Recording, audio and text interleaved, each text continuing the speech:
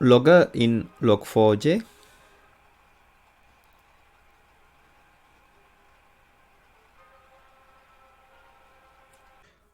Now we are focusing on logger.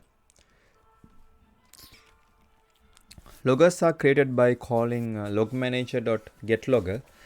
The logger itself performs no direct actions. It simply has a name and it is associated with the logger config. It extends abstract logger and implements the required method. As the configuration is modified, loggers may become associated with the different logger config, thus causing their behavior to be modified. Here you can see the async logger. Here the business logic is connected to the async logger, and async logger is connected to the disruptor queue. Async appender one here connected to the disruptor queue and array blocking queue, and here the file IO thread is connected to the async blocking array blocking queue and then to the file. Here the async appender 2 is connected to disruptor queue, and here the array blocking queue. Here Flume IO thread is connected to array blocking queue and network. Here you can see login peak throughput. This is sync versus async logging throughput. Higher is better. This is messages per second. The graph here compares the throughput of synchronous loggers, asynchronous appenders, and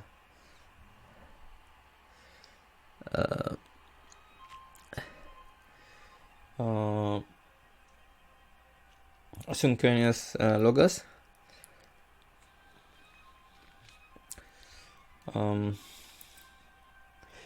This is the total throughput of all threads together.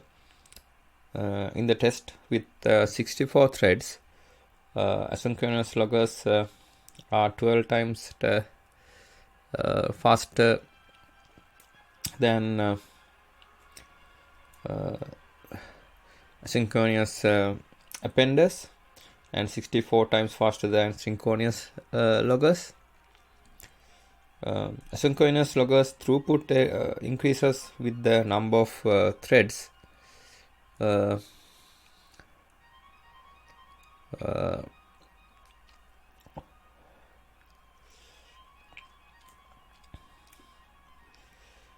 Whereas the both synchronous loggers and asynchronous appenders have more or less constant throughput regardless of the number of threads that are doing the logging.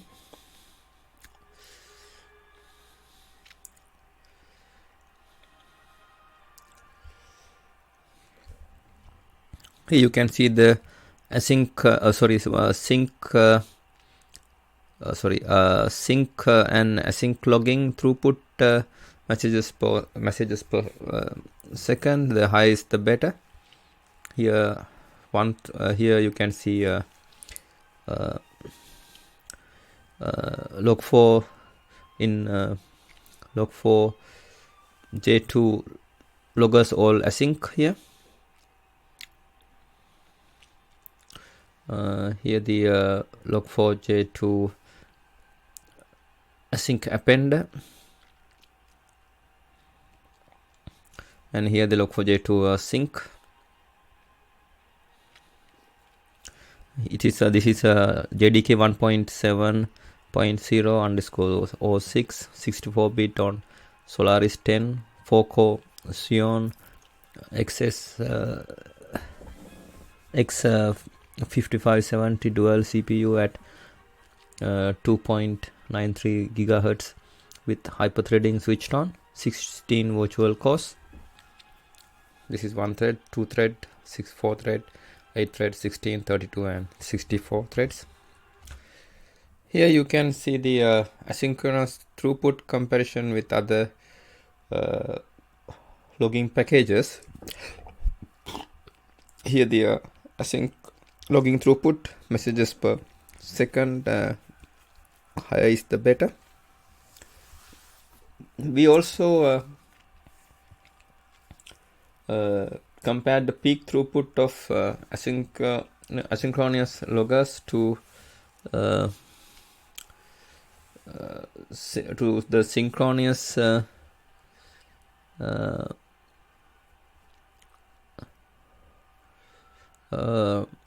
loggers and asynchronous appenders available in other logging packages, especially Log4j dash 1.2.17 and logback 10 logback 1.0.10 with similar results.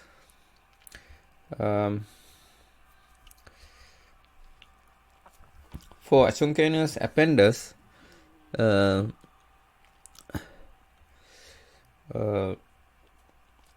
total login throughput of all threads together remains roughly constant when adding more threads. Asynchronous loggers make more effective use of multiple cores available on the machine in multi-threaded scenarios.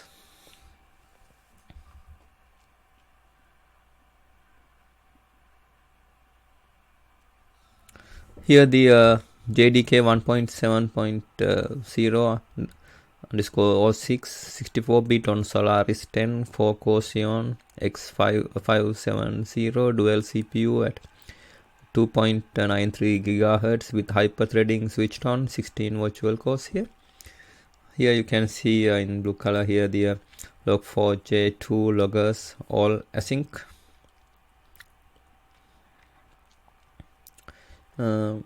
Here the Log4j2 loggers mixed sync and async.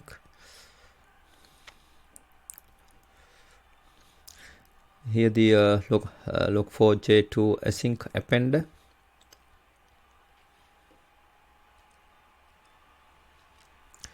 Here the Log4j1 async appender. The logback async appender. This is 1, 2 thread, 4 thread, 5, 8 thread, 16 thread, 32 thread and 64 threads. Now here you can see response time latency. This is Log4j 2.6 async logging response time. 128,000 messages per second and 16 thread, 8,000 messages per second per thread, and this section the previous version only reported the service time instead of response time.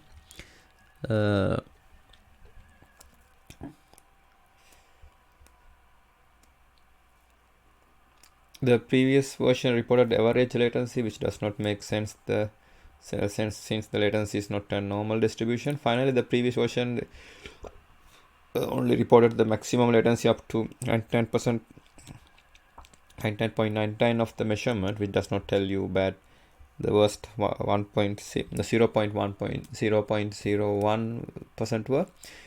And this is unfortunately because the outliners are all that matters when it comes to response time. From the recent release, we will try to do better and report response time latency across the full range of percentages, including all outliners. Response time is how long it takes to log a message under a certain load. What is often reported as latency is actual service time. Uh,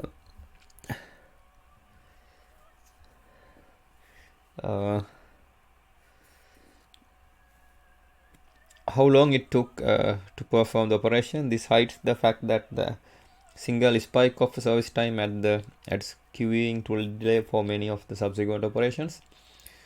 Service time is easy to measure and often look good on paper, but it is relevant for users since it omits the time spent waiting for a service. For this reason, we report response time, service time plus wait time.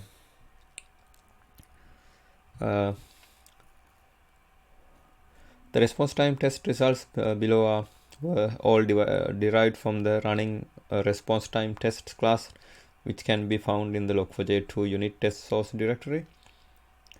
If you want to run this test yourself, here are command line options. We use the -xms1g-xms1g prevent heap resizing during the test, and -log4j context selector equal log.apache.login.log4j.co.async login context selector space async logger wait strategy equal busy syspin. To use async loggers, a busy spin wait strategy reduces some jitter. Class mode -log4j2 enable threshold thread locals equal false log4j2 enable direct encoders equal false. Garbage free mode d log4j2 enable thread locals equal true d log4j2 enable direct encoder equal true. And there are other options likewise. The graph below graph here compares the response time latency of the array blocking queue based on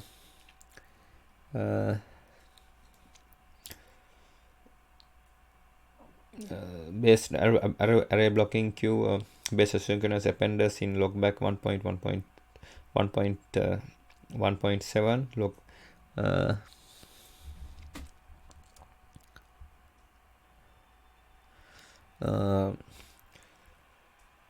log4j 1.2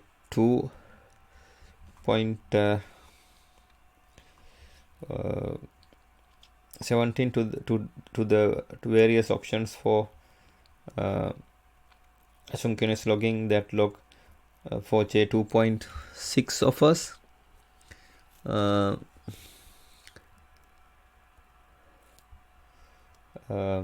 Under a workload of 128,000 messages per second using 16 threads, each logging at a rate of 8,000 messages per second, we see that logback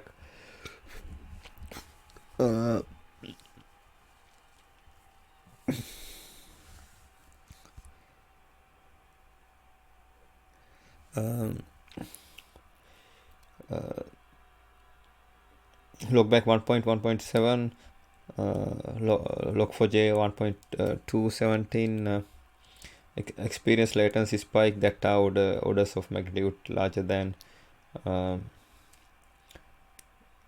log4j2.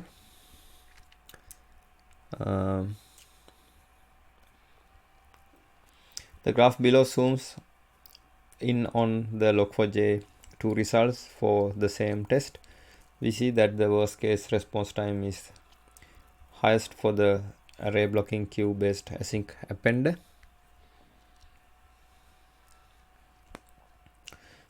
Garbage free sync garbage free async loggers have the best response time behavior. Here you can see classic async loggers, and here garbage free async loggers. Here you can see the log4j 2.6 all logger async classic, and here the mixed sync and async classic and garbage free. Here the Log4j 2.6 async append. Here the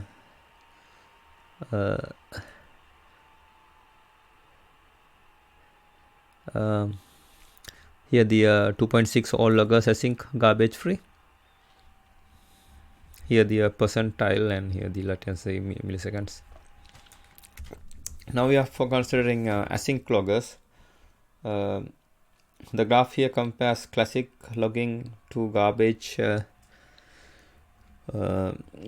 free logging response time behavior for Log4j's async loggers. In graph 100k means logging at the sustained load of 100,000 messages per second.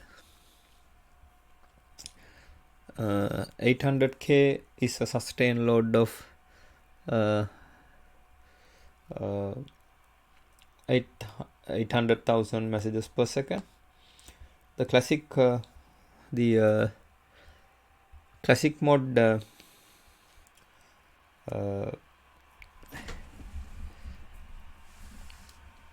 we see the numerous minor garbage collections which pause the application threads for 3 milliseconds. Per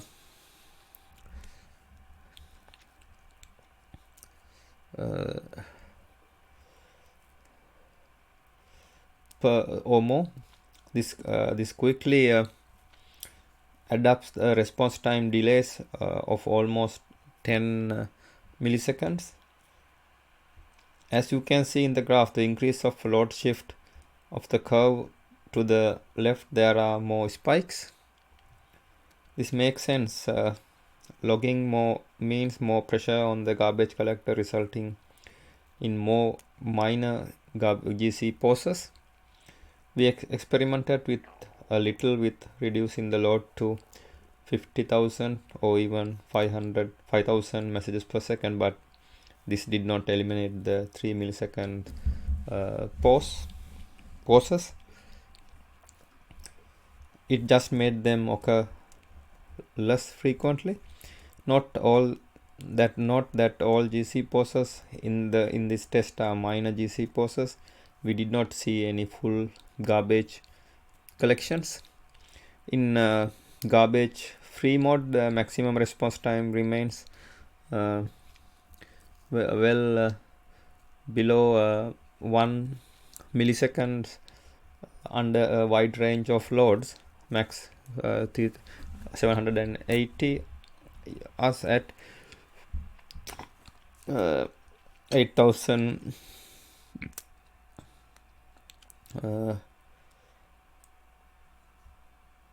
8,000 messages per second, and max 407 as at 600,000 messages per second with the 99% around 5 for all loads up to 800,000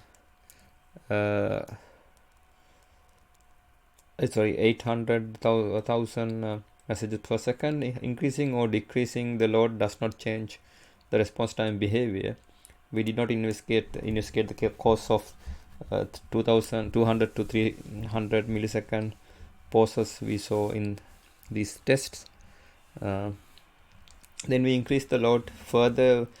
We began to see the larger response time pauses for both classic and garbage free logging at sustained loads 1 million messages per second or more. We start to approach the maximum throughput of underlying random access file appender. At these loads, the ring buffer start to fill up and back pressure kicks in.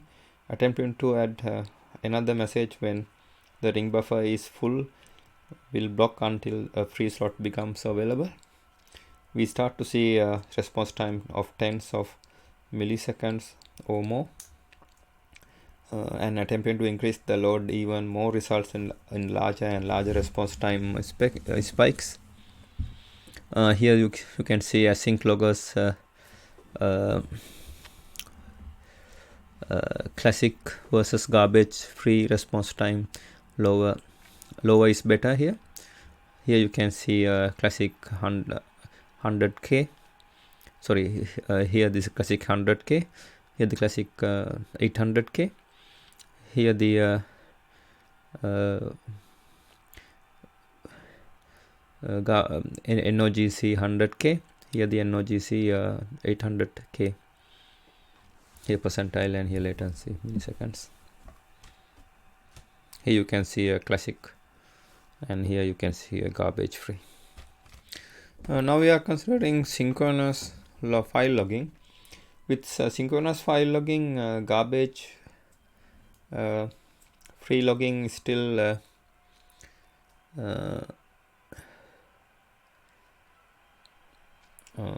better than classic logging, but the difference is less pronounced. At the workload of 100,000 messages per second, classic logging max response time was time over 2 milliseconds, where garbage free logging was a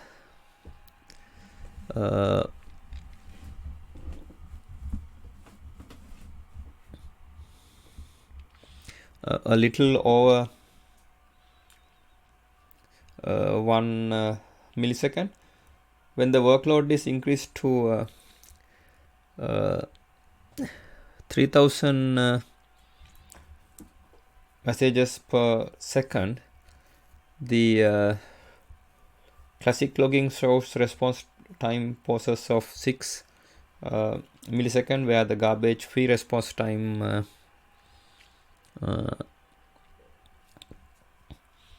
were less than 3 milliseconds. It may be possible to improve on this. We did not investigate further yet.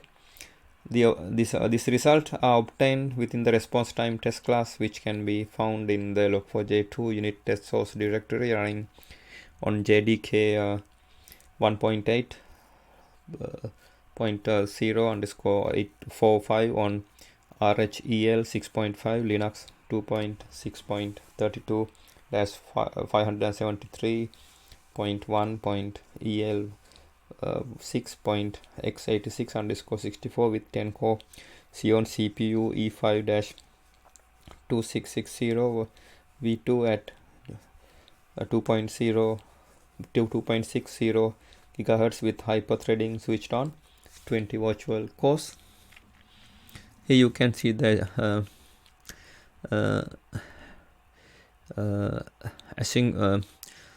synchronous logging classics versus garbage free response time. Lower is better. Here the percentile and here the latency millisecond. Here the classic 10k. Here the classic 300k. Here the no GC 100k, and here the no GC 300k. Here you can see now we are considering classic logging has a slightly high throughput here. The synchronous logging sustained throughput higher is better. The throughput is still worse for garbage free logging.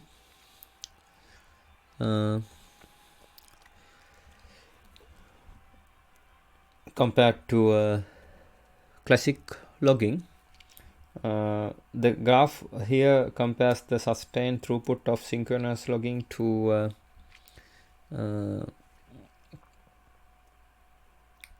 a file with the Log4j 2.6 in garbage free mode, classic mode, and Log4j 2.5. The result here are obtained with the JMH Java benchmark harness.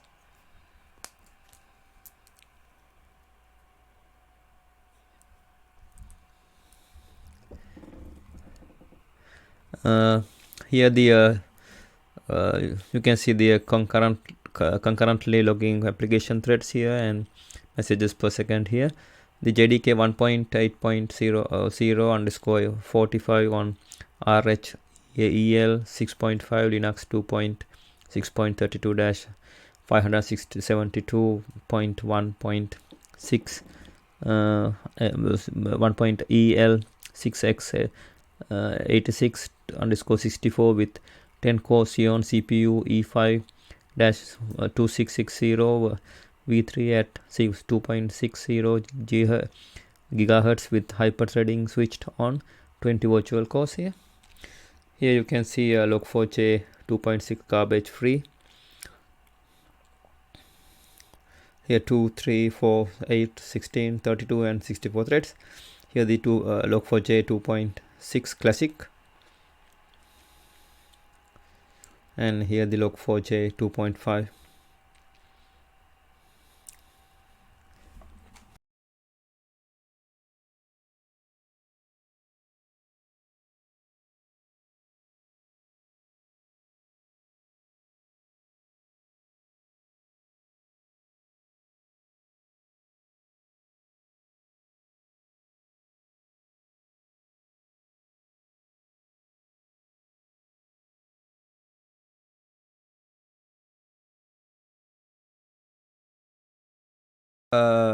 As an example, we can consider interface logger.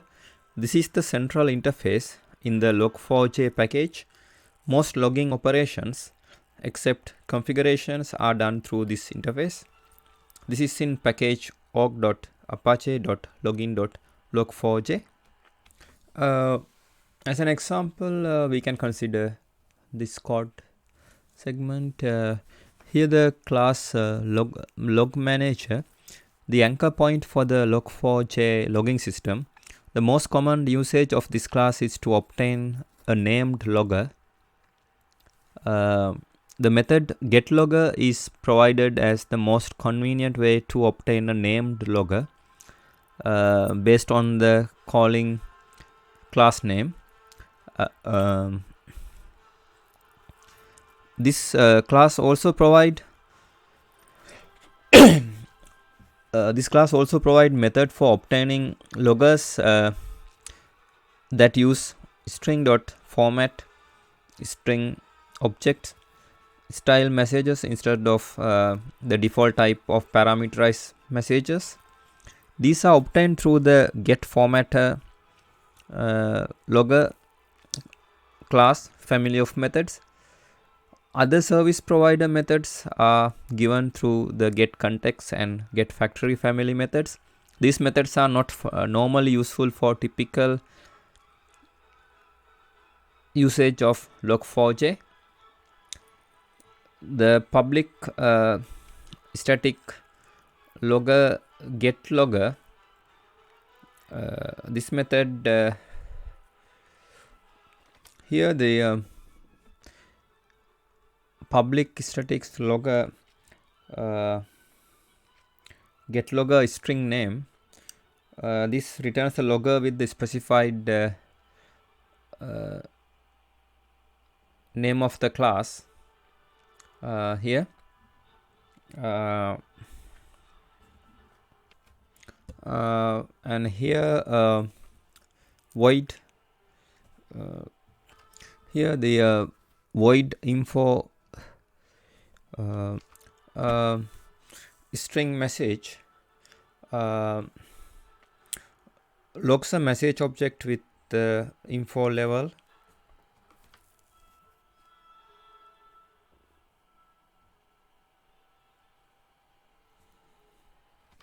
As an example 3, we can consider void this trace method, void trace marker.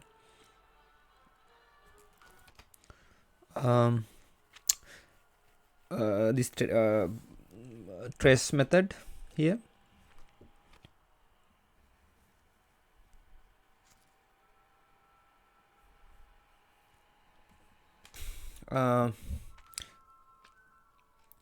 Here, since 2.4, methods have been added to the logger interface to support lambda expressions.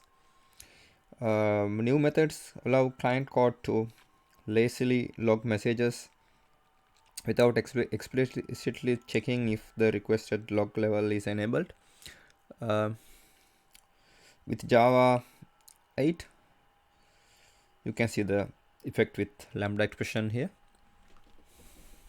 Here, with Java 8 style optimization, no need to explicitly check the log level, and here the lambda expression is not evaluated if the trace level is not enabled.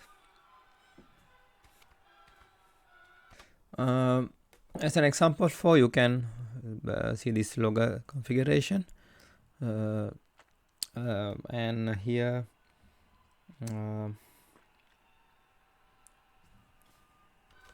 and you can see the loggers here. This is especially with this configuration, all log events from com.foo.bar will be recorded, while only error events will be recorded from all other components.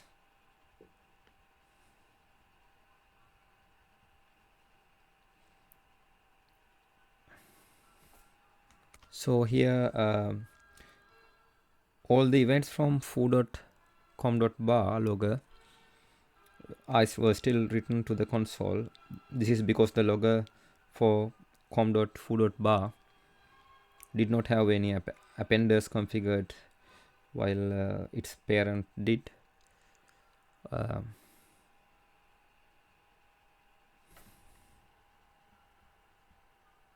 Here there are appenders, sorry. And notice that without additivity part here, notice that the trace messages from foo.com.bar appear twice without this part. This is because the appender associated with the logger com.foo.bar is first used, which writes the first instance to the console. Next, the parent of foo.com.bar, which in this case the root logger is reference. This event is then passed to this appender, which is also write to the console, resulting second instance. This is known as additivity. While additivity can be quite convenient feature, in many cases this behavior is considered undesirable, so it is possible to disable it by setting the additivity attribute here. Additivity attribute on the logger to false. Once this event reaches a logger with this additivity set to false, the event will not be passed to any of its parents loggers here, regardless of the additivity setting.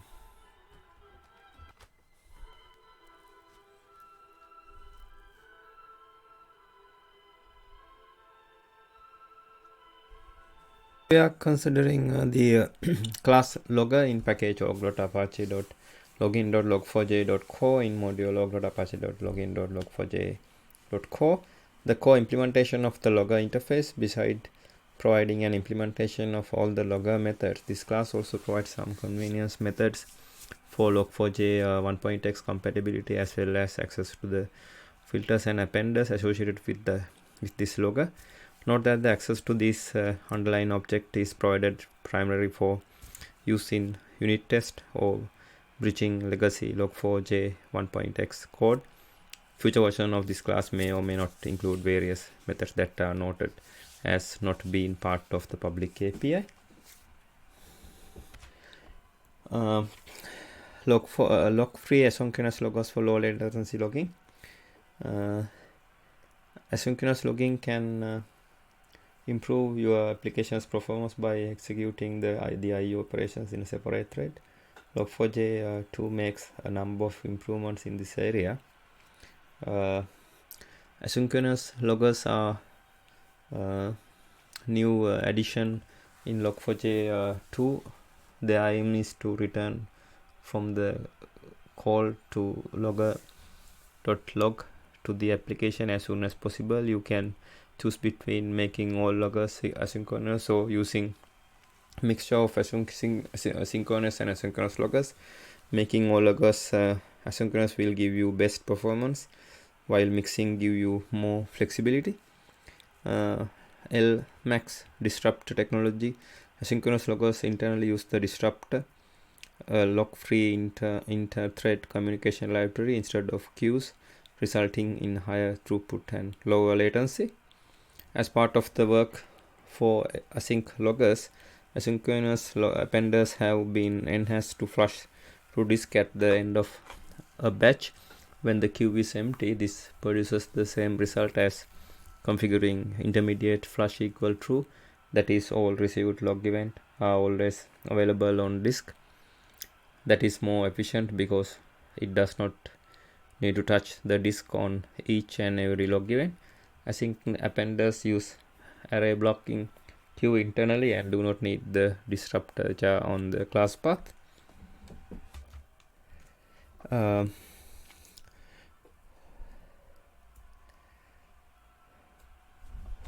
we are considering benefits in trade-offs. Higher peak throughputs with an asynchronous loggers. Your application can log messages at 6 to 68 times rate of your synchronous logger. This is especially interesting for applications that occasionally need to log burst of messages. Sync logging can help prevent or dampen latency spike by shortening the wait time until the next message can be logged. If the queue size is configured large enough to handle the burst, asynchronous logging will help prevent your application from falling behind as much during a sudden increase of activity. Lowering lower logging response times latency.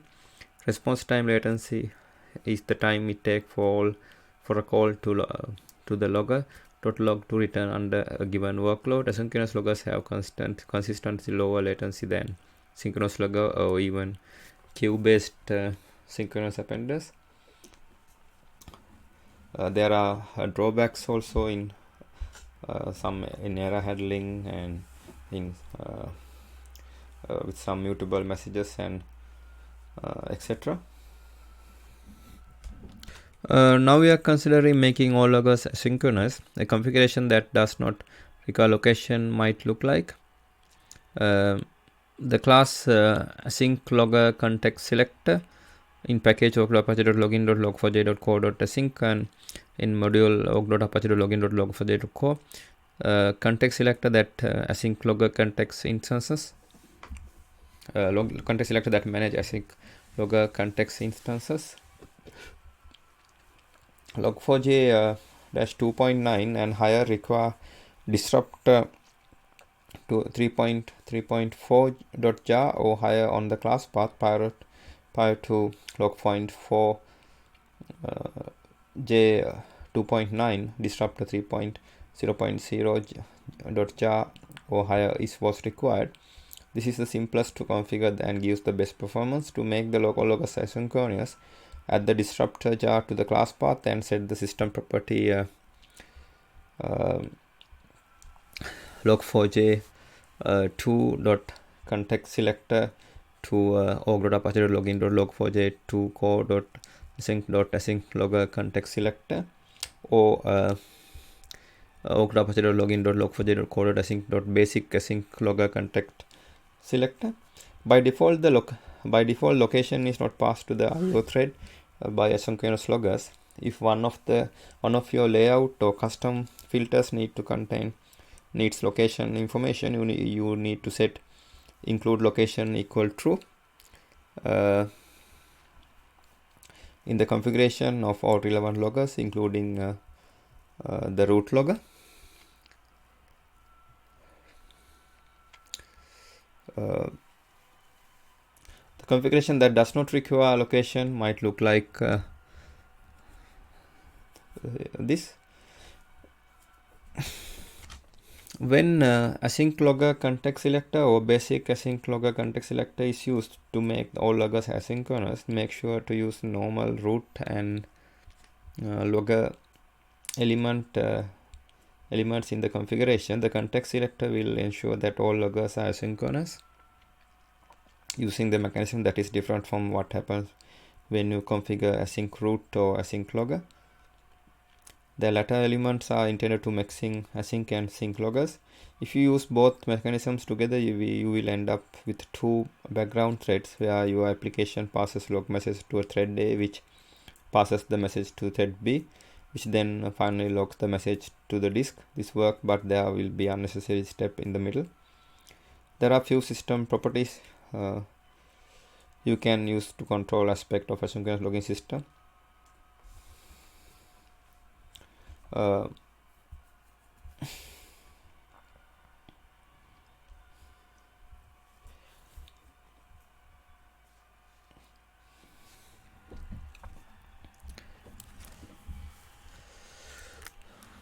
Don't forget to set the system property or to make all loggers asynchronous.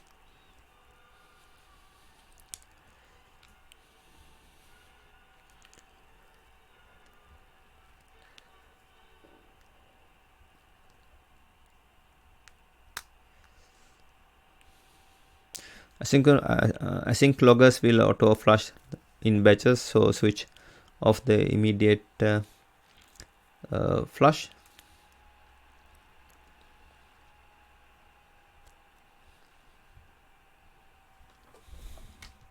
Now we are considering mixing synchronous and asynchronous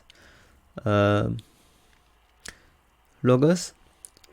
Class async logger in API, the class async logger in package org.apache.login.log4j.co.async in module org.apache.login.log4j.co. Async logger is a logger designed for high throughput and low latency logging.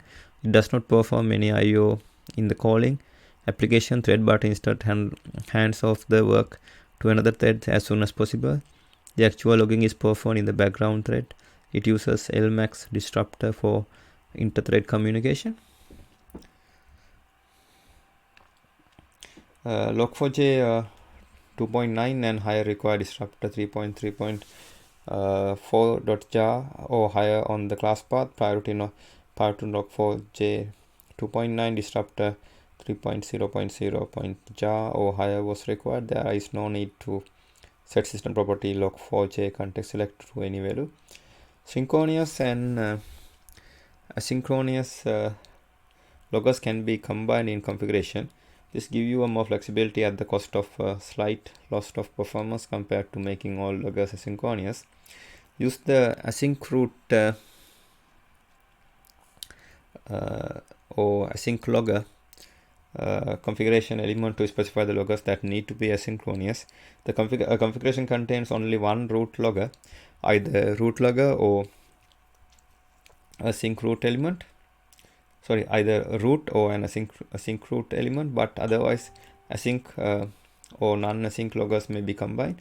For example, the configuration file containing async logger element can contain root and logger elements for synchronous loggers. By default, location is not passed to the I/O thread. By asynchronous loggers, if one of your layouts or custom filters need location information, you need to set the include location equal true in the configuration of all relevant loggers, including root logger.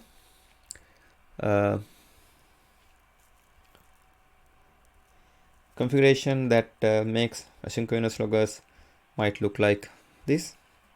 There are few system properties you can use to control the aspect of asynchronous logging system.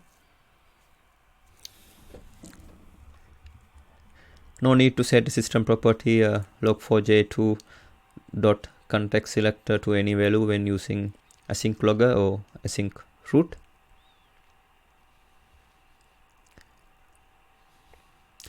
Pattern layout actually uses location so we need to include it.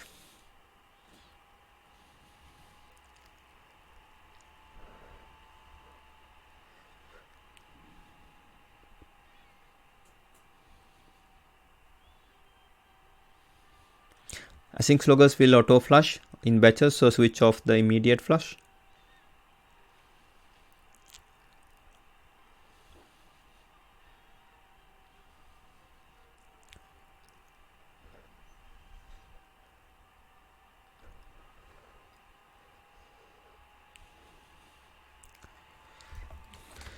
Now we are considering custom wait strategy. A configuration that configure custom wait strategy can look as follows. The interface async wait strategy factory in package og.apache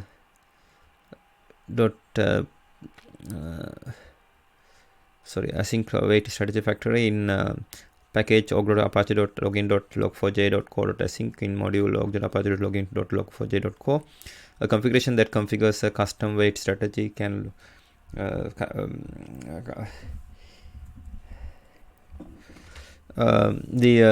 interface async wait strategy factory. This interface allows users to configure custom disruptor wait strategy used for async loggers and async logger configs. The system properties mentioned before allow only choice from among fixed set of predefined wait strategies. There may be classes where you want to configure the custom wait strategy that is not in the list.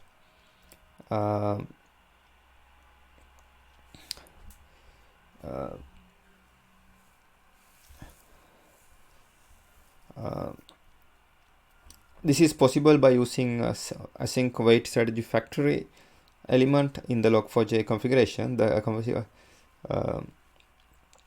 A configuration that configures a custom strategy can look like as follows.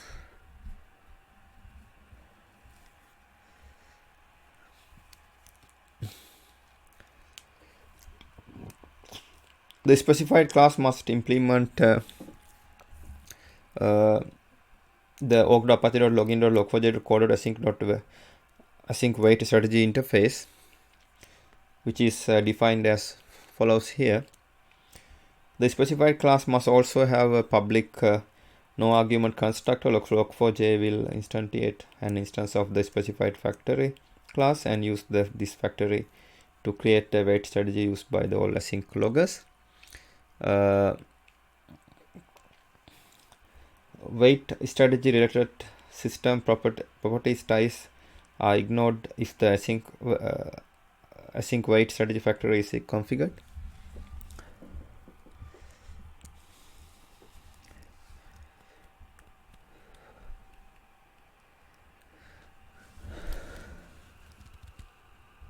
Return non-null implementation of the LMAX disruptors waiting interface. That wait strategy will be used by log4j async loggers and async logger configs.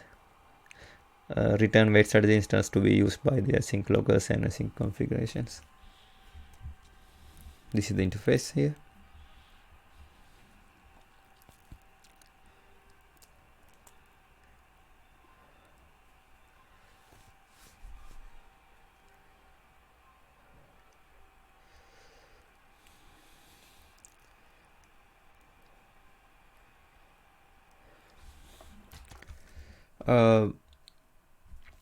Location. You can override the default behavior in your logger or synchronous append the configuration by specifying include location equal true. One of the layout is if one of the layout is configured with the location related attribute like HTML, location info or one of the patterns, log4j will take a snapshot of the stack and work the stack trace to find the location information. If that's the location if they are in the pattern. This is an expensive operation, 1.3 to 5 times far slower for synchronous loggers, as synchronous loggers wait as long as possible before they take this stack snapshot. If no location is required, the snapshot never be taken. However, asynchronous loggers need to take this decision before passing the log message to another thread. The location information will be lost after that point. The performance impact of taking a stack trace snapshot even higher for asynchronous loggers. Logging with location is 30 to 100 times slower than without location. For this reason, asynchronous loggers and synchronous log appenders do not include location information by default. You can override this default behavior in your logger and asynchronous appender configuration by specifying include location equal true. Now we are considering overview in Log4j 2 API.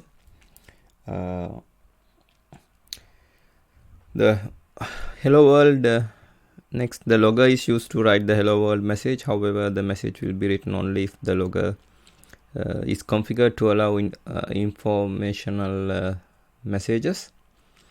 The interface logger in package org.apache.login.log4j in module log.apache.login.log4j in Log4j 2 API. The core implementation of the logger interface, besides providing an implementation of all logger methods, this class also provides some convenience method for Log4j 1.x compatibility as well as access to the filters and appenders associated with this logger. Note that the access to this underlying object is provided primarily for use in unit test or bridging legacy log for Log4j 1.x code. Future version of this class may or may not include the various methods that are noted as not being part of the public API.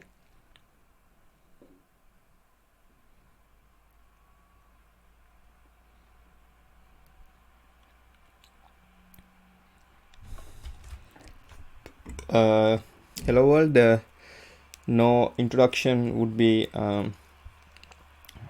complete without customary hello world example. Here is ours. First, a logger with the name hello world is obtained from the log manager. Next, the logger is used to write the hello world message. However, the message will be written only if the logger is configured to allow internal messages. The output from the call to logger.info method will vary significantly depending on the configuration used. Now we are considering log builder in Log4j 2 API. In order to make the logger cleaner, a builder pattern has been introduced, has been added to the API using the builder syntax. Here they would be handled as here. The interface log builder in org.apache.logging.log4j in Log4j 2 API. The interface for constructing log events before logging them. Instances of log builders should only be created by calling the logger methods that return a log builder.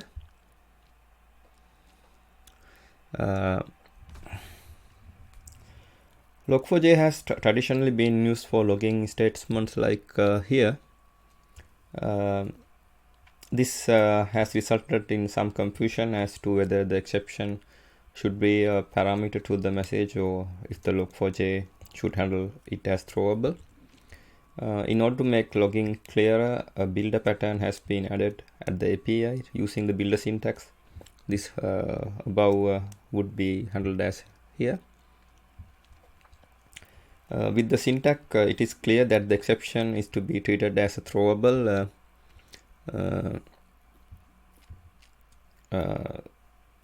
by Log4j.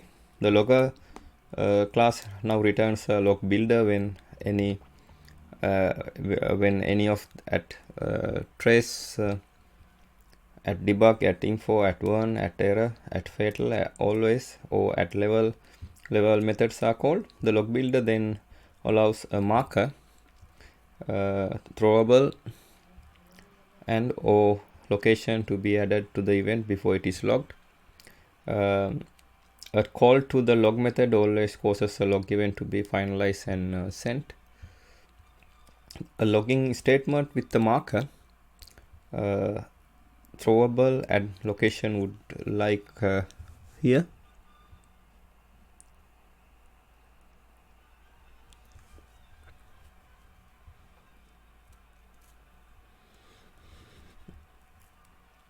Providing the location method on a log builder provides two distinct distinct advantages. The logging wrapper can use it to provide the location information to be used by Log4j and the overhead of capturing location information when using location method with no parameter is much better than having to calculate the location information when it is needed. Log4j can simply ask for the stack trace entry at a fixed index.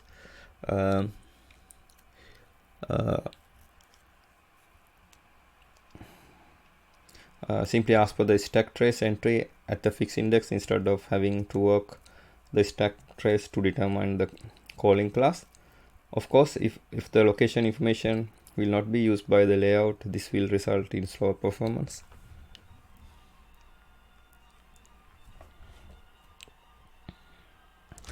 Now we are considering flow tracing in Log4j 2 API.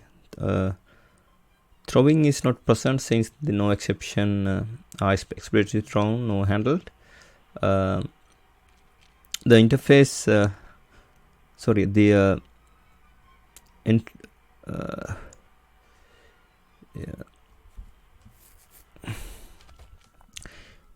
the method, here the entry message trace entry in interface logger logs entry to a method.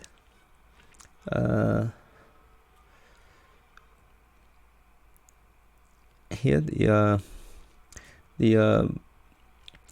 logs an entry to a method used only when the method in question has no parameter or parameter should not be logged. The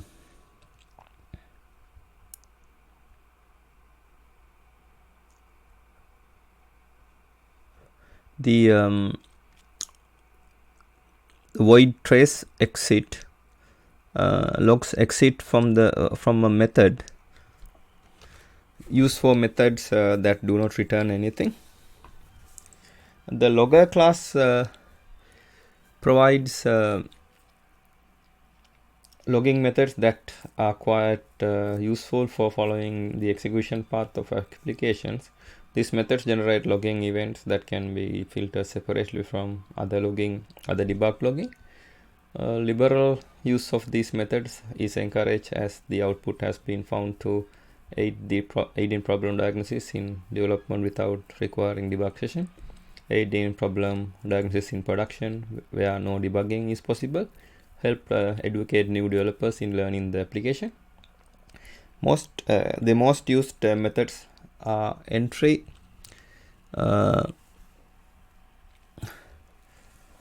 or trace entry, and exit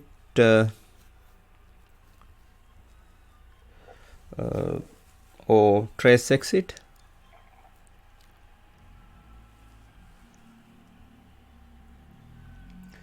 Methods entry or trace entry should be placed at the beginning of methods, except perhaps for simple getters and setters.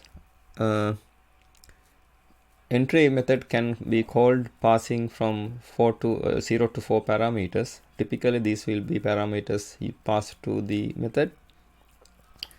Trace entry can be passed a format string and a variable list of parameter or a message. The entry and trace entry methods log with the level of trace and uses a marker with the name of enter or enter which is also a flow marker, and all message strings will begin with the event, and even if a format string or message is used. The main difference between entry and trace entry methods is that the entry method accepts a variable list of object where presumably the each is a method parameter, The trace entry methods accept a format string followed by a variable list of objects, presumably included in the string format. It is possible to have single method that includes both of these, as it would be ambiguous whether the first string is a parameter or a format string. Exit and trace exit and trace exit method should be placed before any return statement or as the last statement of method without a return. Exit and trace exit can be called with or without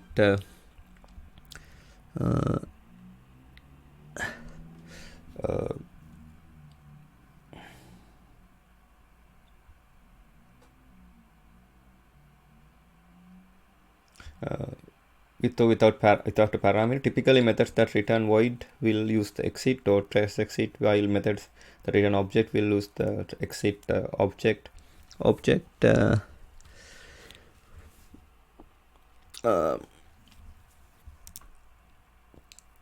or trace exit object new some message message object, and exit and trace exit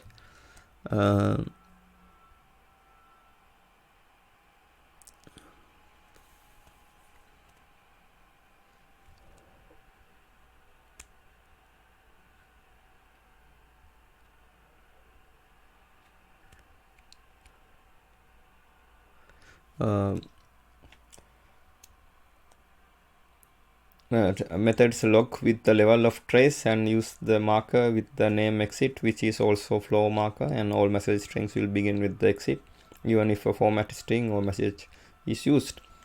The throwing method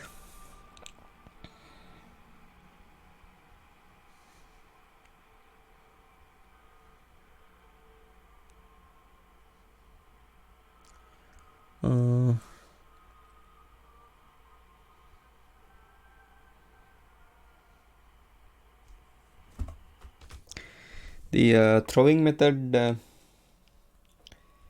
can be used by an application when it's throwing an exception that is unlikely to be handled.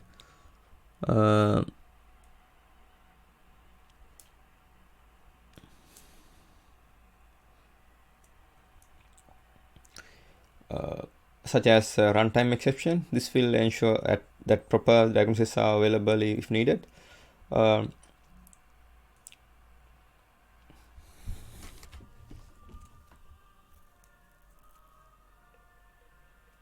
The logging event guaranteed will have a level of error and will have the associated marker with the name of throwing, which also an exception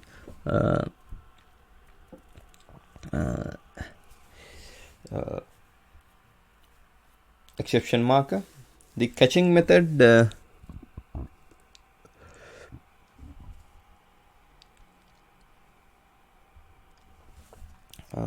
can be used an application when it catches an exception that it is not going to rethrow either explicitly or attached to another exception. The logging event guaranteed that the guaranteed will have the error and will have the associated marker with the name of catching, which is also an exception marker.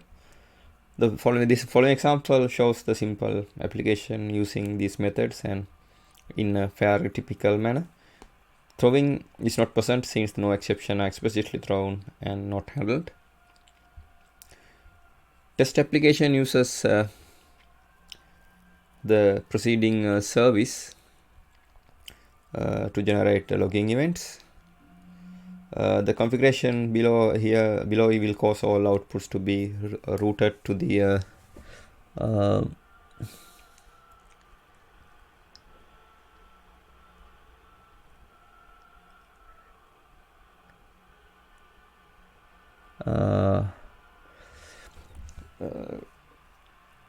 target/test.log.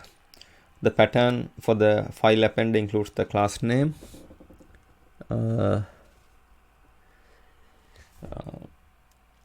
line number, and the method name, including these in the pattern, are critical for the log to be of value. Here's the output that results from Java classes configured here.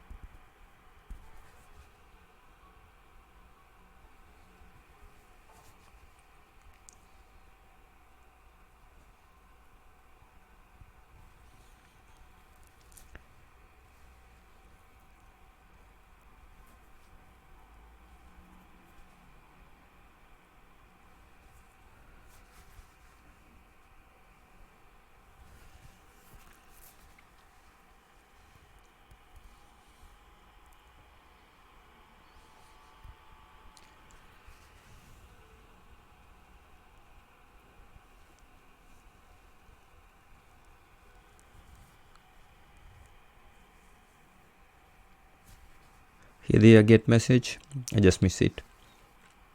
The get key returns this, and go to the get message here.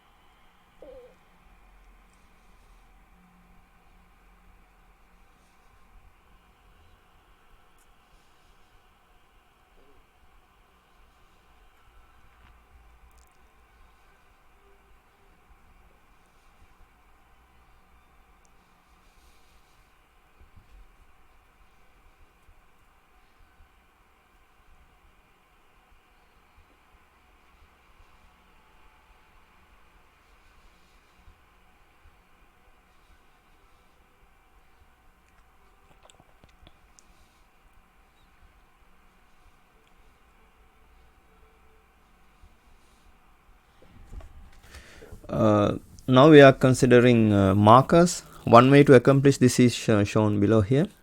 The class marker manager in package org.apache.login.log4j, in module log.apache.login.log4j, in log4j2 API. Applications create markers by using the marker manager. All markers created by this marker are immutable.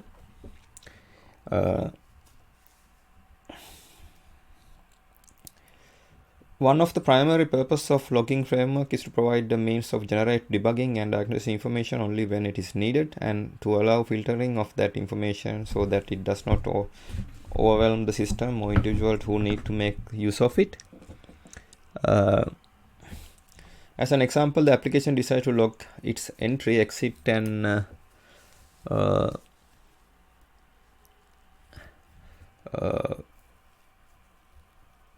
other operations separately from a SQL statement being executed, and wishes to be able to log query separate from the update. One way to accomplish this is shown here. An example here, it is now possible to add marker filters to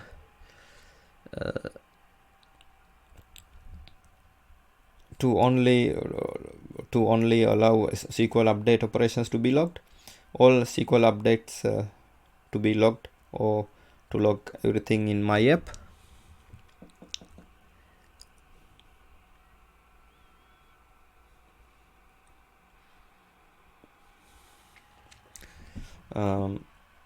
It is important rules about markers must be considered when using them. Markers must be unique.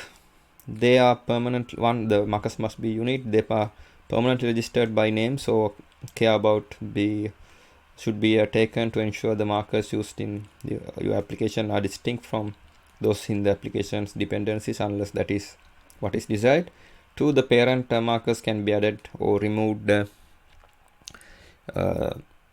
dynamically. However, this is fairly expensive.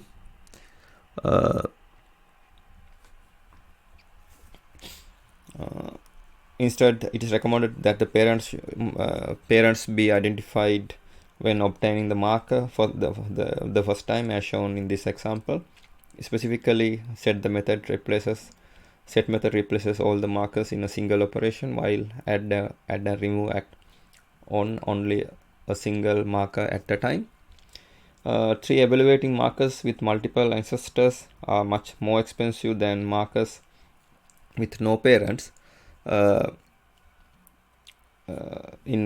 example, in a set of tests to evaluate whether the marker itself, evaluate whether a marker matched its grandparent took 3 times longer than evaluating marker itself. So even then, though evaluating markers is inexpensive compared to resolving callers, class name, or line number.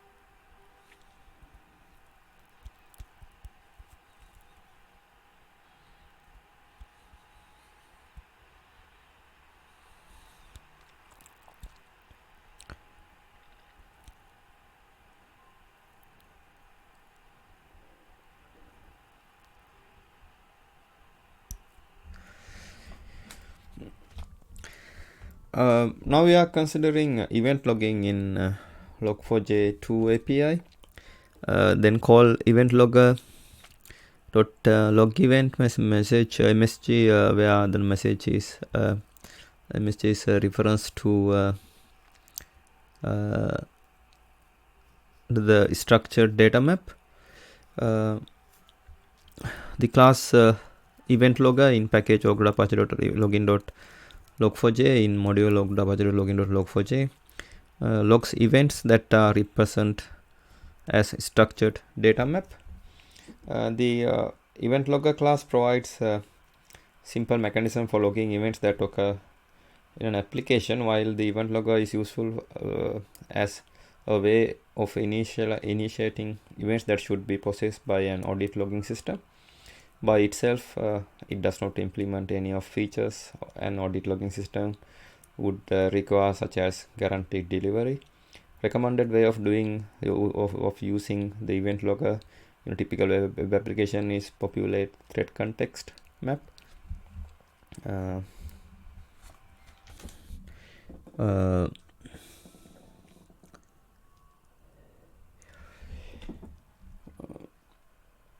Map with data that is used that is related to the entire lifespan of the request, such as user's ID and user's IP address and product name, etc. This can easily be done in servlet filter, where thread context map can also be cleared at the end of the request when an event that needs to be recorded occurs.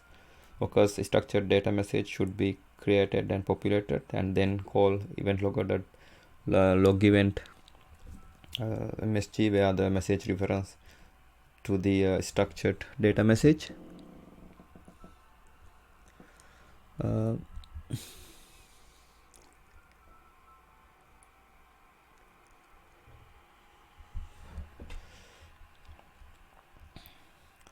Sample class that uses event logger here. The event logger class uses a logger named event logger. Event logger uses a log level of off as default to indicate that it cannot be filtered. This event can be formatted for printing using structured data layout.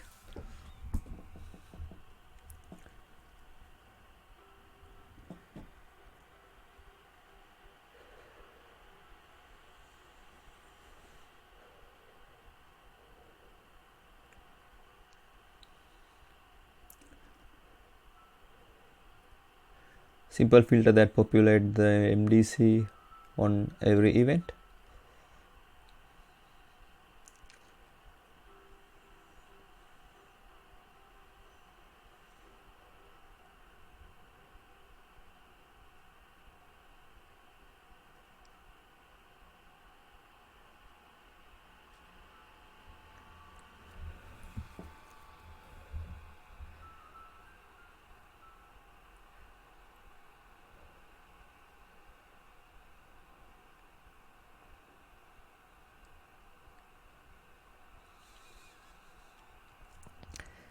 Something should set this after authentication completes.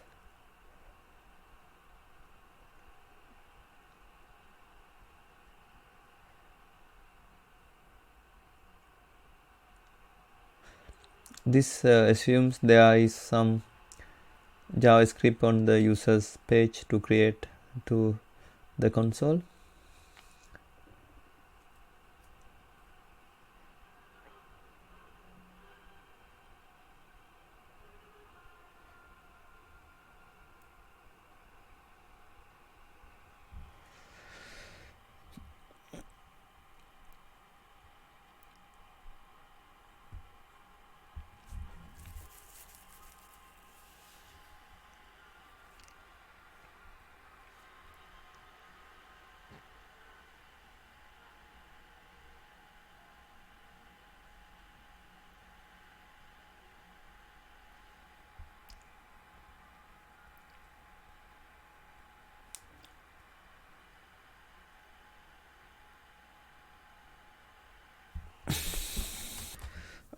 Now we are considering messages. This way, the way this could be accomplished by doing here, in Log4j2 API. Although the Log4j2 provides logger methods that accept string and object, all these are ultimately captured in message objects that are then associated with the log event. Applications are free to construct messages of their own and pass them to the logger.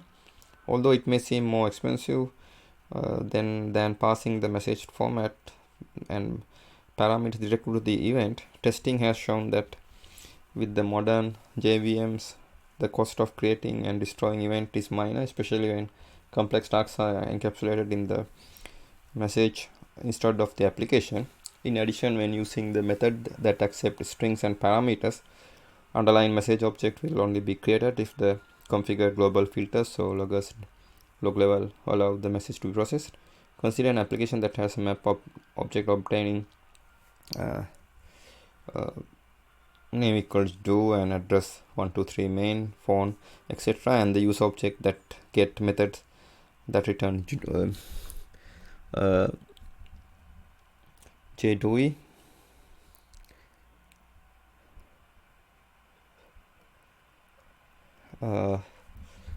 The developer would like to add the informational message that return user JDOI has logged in using ID JDOI. The way this could be accomplished by doing here. While there is nothing inherently wrong with this, as the complexity of the objects and desired output increases, this technique become harder to use. As an alternative, using messages allows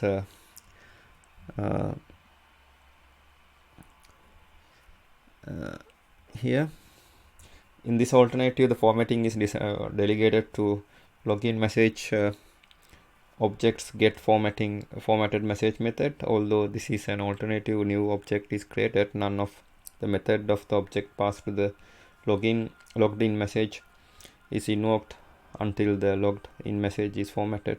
This is especially useful when an object's toString method does not produce the information you would like to appear in the log. Another advantages to messages is that they simplify writing layout in other logging frameworks, and the layouts must loop through the parameters individually and determine what to do based on what objects are encountered. With messages, the layout has the option of delegating the formatting to the message or performing its formatting based on the type of message encountered. And now we are considering fish tagging in thread context. In Log4j2 API, the uniquely stamp each request using the thread context stack. The user pushes contextual information on to the stack. The class thread context in package og.apache.login.log4j in module log4j og.apache.login.log4j in Log4j2 API. The context allows the application to store information either in map or a stack. Most real world systems have to deal with multiple clients simultaneously. In a typical multi-thread application, multi-thread implementation of such a system, different threads will handle different clients. Logging is especially well suited to trace and debug complex distributed applications. The common approach to differentiate the logging output of one client from another is to instantiate a new separate logger for each client. This promotes the publication of loggers and increases the management of overhead logging. The lighter technique is to uniquely stamp each log request initiated from the client interaction. Neil Harrison described this method in the book Patterns for Logging Diagnostic Messages in Pattern Language of Programming Design 3, edited by R. Martin, D. Rail, and F. Bushman. As just a fish can tagged and have it removed movement tracked. Stamping log event with the command tag or set data elements allow complete flow of transaction or request to be tracked. we call this fish tagging. Log4j provides two mechanisms for performing fish tagging. The thread context map and the thread context stack. The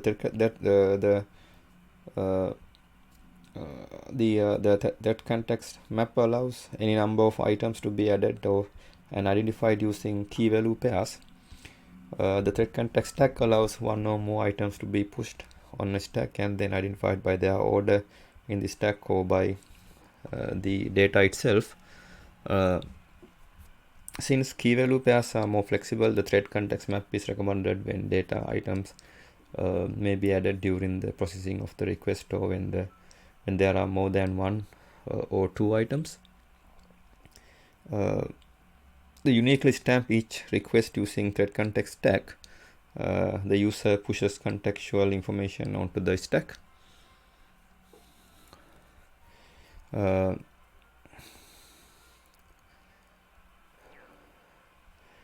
Alternative to the thread context stack is the thread context map.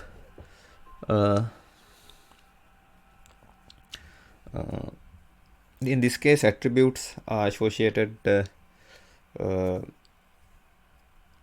with the request processing, associated with the request being processed and adding at the beginning and removed at the end of, as follows here. Adding at the fish tag,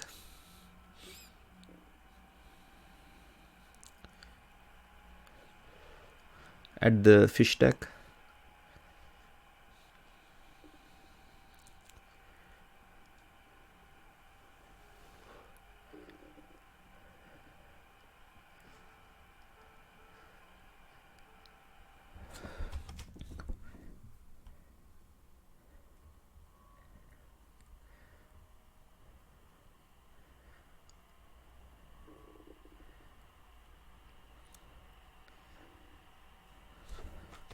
now we are considering Log4j2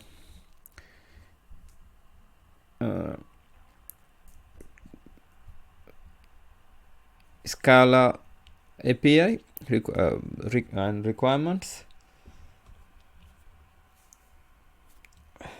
The Log4j Scala 2 has a companion Log4j Scala project that contains Scala wrapper for Log4j API.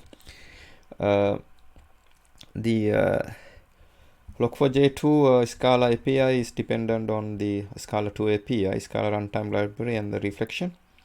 It's currently supports Scala 2.10, 2.11, 2.12, 2.13. Scala 3 support has been recently added. Here you can see the example. The output from the call to logger.info will vary significantly depending on the configuration.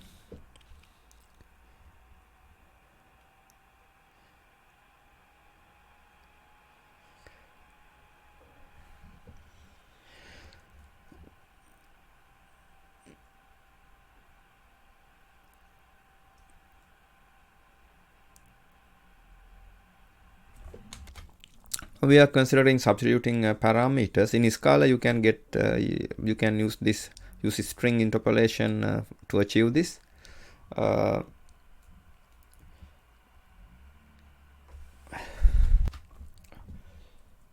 Frequently the purpose of logging is to provide information about what is happening in the system, which requires including information about object being manipulated.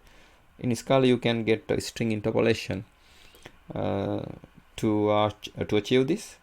Since the Scala logger is implemented with macros,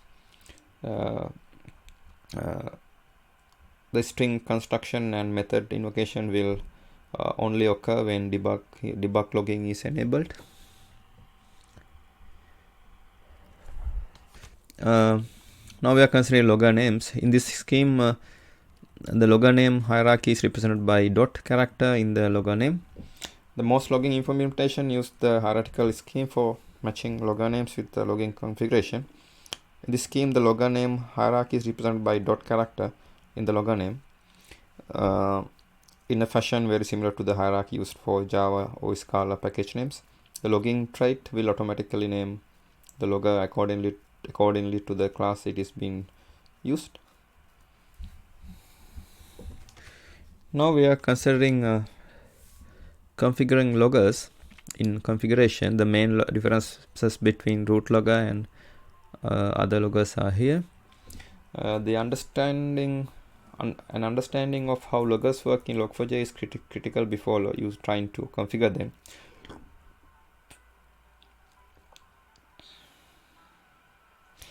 The logger config is configured using logger element, and the logger element must have name attribute specified, will usually have the level attribute specified, and may also have an additivity attribute specified. The level may be configured with one of the trace debug info1 error all off. If no level is specified, it will default to error. The additive attribute may be assigned to a value of true or false. If the attribute is omitted, the default value of true will be used. Capturing location information, the class name, file name, method name, or line number of the caller can be slow. Log4j tries to optimize this by reducing the size of the stack that must be traversed to find the caller of the logging method. It does this by determining if any component that might be accessed requires location information. This can cause performance issues if a logger is configured at a level like trace or debug with the expectation that must logs will be filtered on an append reference or append as Log4j will calculate the location information even though the log event is going to be discarded. To disable this behavior, include location attribute can be set to false on the logger config. This will cause Log4j to defer calculating the location information until absolutely necessary. A logger config including the root logger config can be configured with properties that will be added to the properties copied from the get context map. These properties can be referred from the appenders, filters, layout, etc. just as if they were part of the context map. Properties can be contain variables that will be resolved either when the configuration is passed or dynamically when each event is logged. The logger config may also be configured with one or more appender element. Each appender reference will become associated with the specific logger config. If the multiple appenders are configured on the logger config, each of them will be called when processing logging event. Every configuration must have a root logger. If one is not configured, the default root logger config, it is not configured, the default root logger config, which has a level of error and has the console append attached, will be used. The main difference between the root logger and other loggers are the root logger does not have name attribute. The root logger does not support the additivity attributes in it has no parent. We are considering static versus non-static loggers in usage.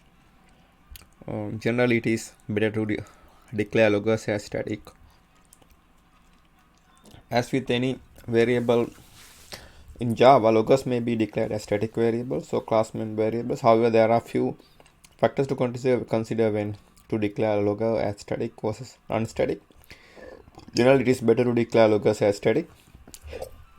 First, the instantiation of a logger is fairly expensive operation when using default context selector, class loader context selector.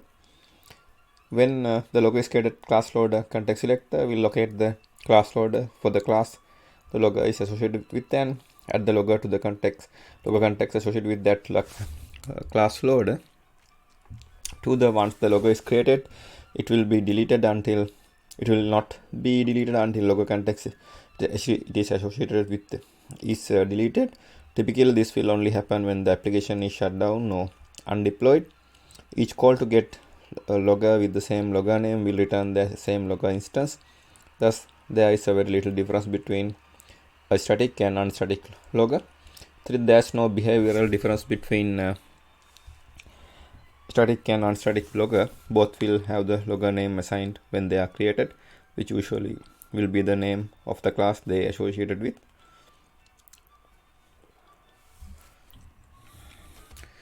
Now we are considering logging the logger name versus the class name.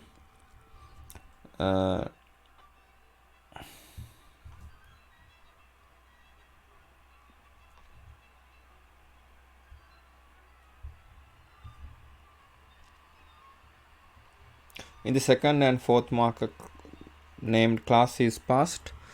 A logger name is a logger of a logger name of a logger is specified when the logger is created. When a log method is called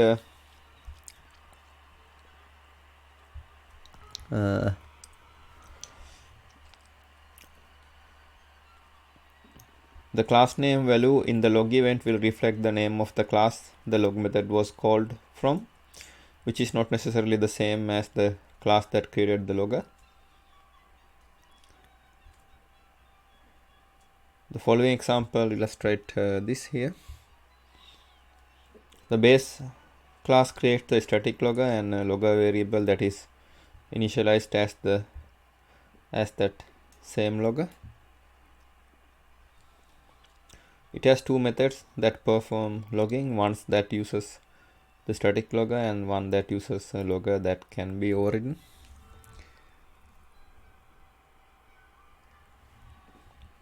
The name of this logger will be org.apache.logging.parent.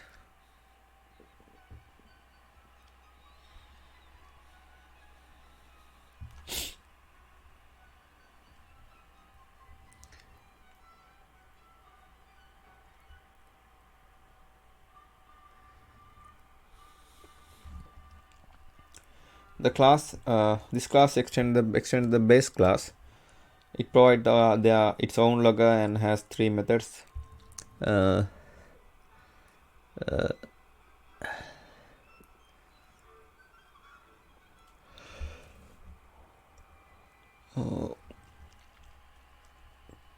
that uses the logger in this class.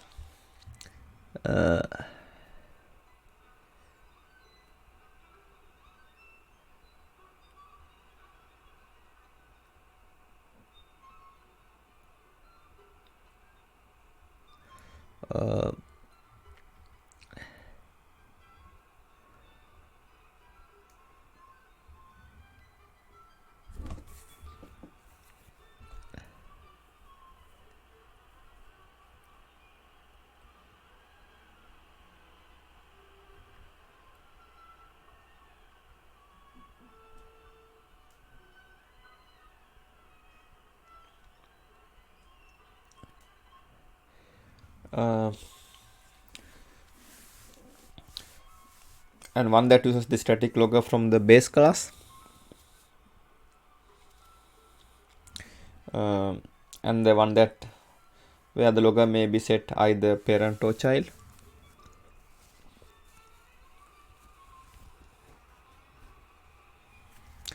The application exercises all logging method 4 times.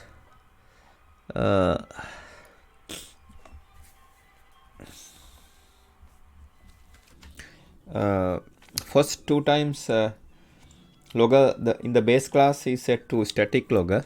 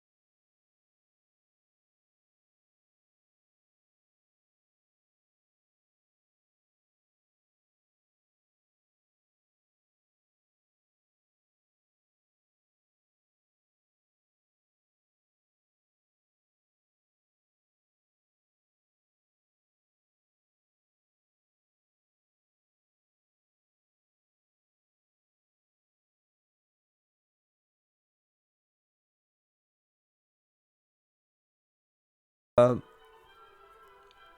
an exception example, we can consider this one occurred when migrating from the rules from Corticon 5.5.2 to 6.2 with the environment with the Corticon Studio Studio version 6.2 and with Windows. This is caused by java.lang.exception, java.lang.no class def found in org/apache log4j/logger. This can be resolved. To resolve this, download log4j jar file and add it to Corticon 6.2 project as Corticon extension. The log4j jar file is removed since it is no longer used by Corticon. Corticon uses logback for logging. As an error example, we can consider this one caused by java.lang.no class def found error org/apache/log4j/logger in Java.